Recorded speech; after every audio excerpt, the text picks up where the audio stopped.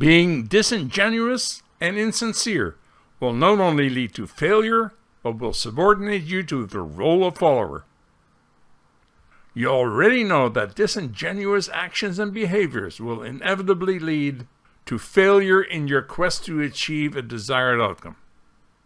Whether you're seeking a meaningful relationship, look for ways to authenticate your role in society, or simply perform your job, the sincerity with which you apply yourself will determine its ultimate outcome.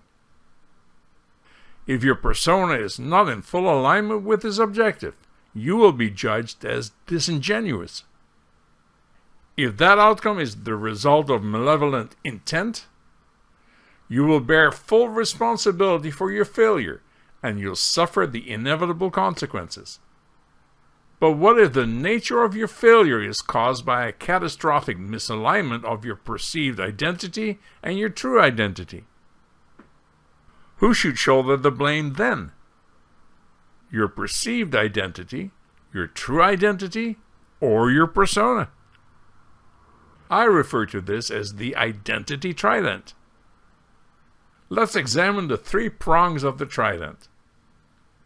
The first prong that can be eliminated as a potential cause for conflict is your true identity. Since your true identity is a product of your inherent traits, qualities, and natural talents, it can never be subjected to external influences such as ego or persona. Your perceived identity, on the other hand, is the culmination of all that you project onto others. It is a snapshot in time that reveals your identity in that moment. While your perceived identity is not controlled by you, it is directed by your persona. Your persona is the culprit in any conflict between true identity and perceived identity. Your persona is not the manifestation of any alignment between true identity and perceived identity. Both are separate and abstract versions of you. They are the hard drive and the operating system for your identity.